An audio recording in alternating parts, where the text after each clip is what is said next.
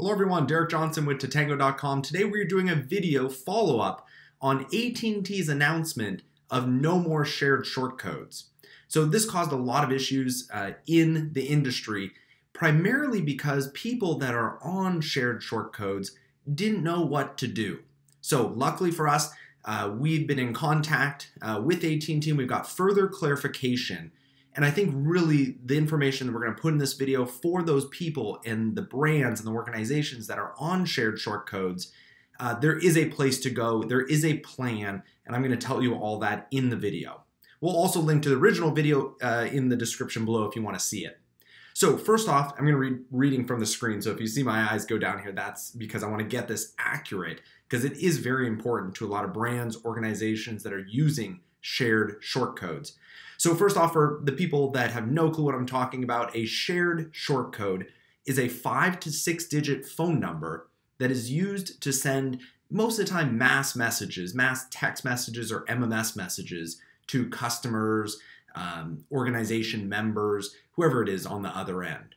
Now, a shared shortcode means many different businesses and organizations are using the same phone number to send the messages. So you may receive a message from, let's say, 12345, that'd be a short code, 5 to 6 digit number. And you may receive a message from your church and the coffee shop, maybe the bicycle repair place, all on that same phone number. The reason people use shared short codes is short codes are expensive.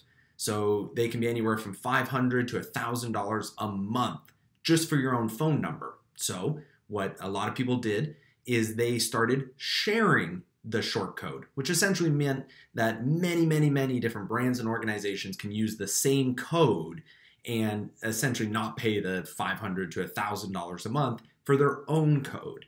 Now that has a lot of problems, and recently it's been causing a lot of spam. So AT&T, around October 30th, that's when we actually put the video out, they announced that number one, no more new shared short codes. That's pretty easy to understand. Hey, we're AT&T, we're not going to provision or make available any new shared short codes. Okay, easy to understand. Number two, this one was the one that caused all the problems, is we are going to terminate all existing shared short codes.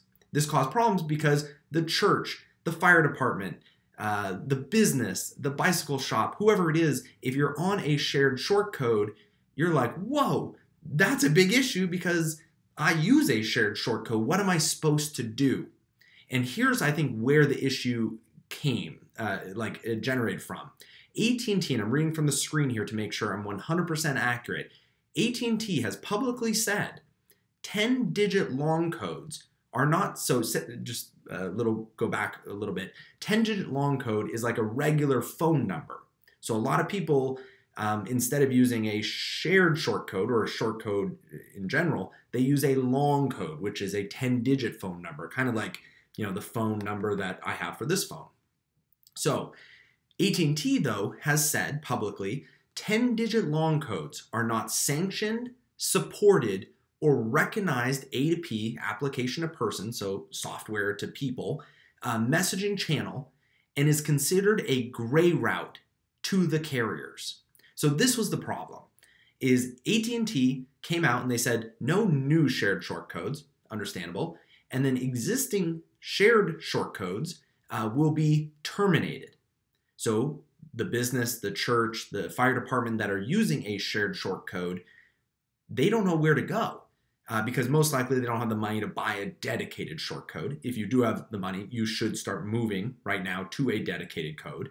But then these small businesses, organizations are looking at the long codes or 10-digit phone numbers and saying, well, AT&T doesn't want us to use those, so is our messaging program eliminated? Like, once this happens, how are we supposed to communicate with our customers and our members, supporters, all those different people that have signed up to receive text messages? So we reached out to AT&T, we got further clarification.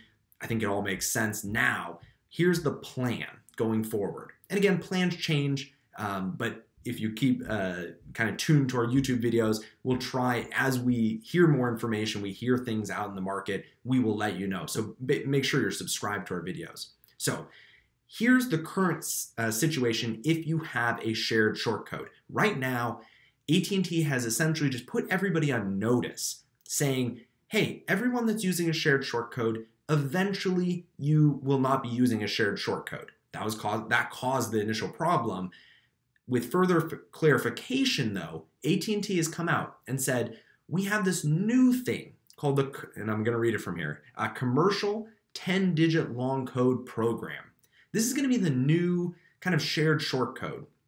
But instead of sharing a phone number with many different businesses and organizations, you're going to actually have a 10-digit phone number that you can text from that will be approved by AT&T and the wireless carriers, and that will be where your messages will come from. Now, right now, you should not be using a 10-digit code because AT&T has said it's a non-supported route. It's a gray route.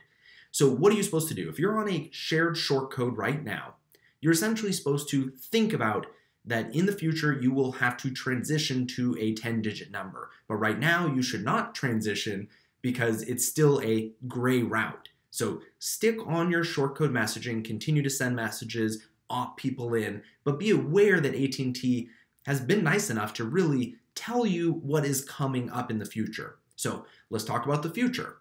So in terms of a plan, we're looking at October 30th is when they announced that things are going to change in the industry. So October 30th, 2018. So it's already been almost a month. And then around February 2019, AT&T plans on announcing a rollout date for the commercial 10-digit long code program. So just to be very clear, February 2019, AT&T plans on announcing when 10-digit commercial long codes will be available. So even at that time, we wouldn't recommend moving your traffic over to a long code because AT&T still says it is a gray route. It's not, the route that you should be transmitting messages on. So that is February 2019. The one thing we don't know right now, which hopefully we'll know soon, is, and we'll know actually on February 2019, is when AT&T is actually going to roll out the 10-digit long code program and when brands can then start switching their traffic from shared short codes over to this new 10-digit long code program. So in February 2019, they will announce when the rollout will happen, but right now we don't know when that rollout will happen. Then you have a 3-month grace period. Again, very nice. That's a long time from the rollout date of the 10-digit long code program to transfer your traffic from shared short codes to long codes. So AT&T is giving an immense amount of time to think about this, that we're kind of in that period right now and start planning. Then they're going to tell us when the rollout is going to happen for a 10-digit long code program.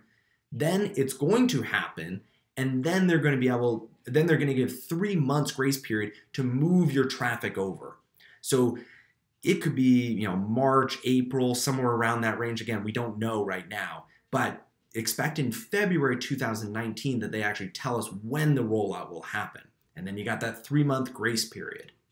So hopefully this helps clear up a lot of things. I think a lot of people are super nervous, but now with this plan in place and the fact that they're giving us months in advance notice, they're giving us a 3-month grace period once 10-digit long code program actually rolls out to transfer your code over.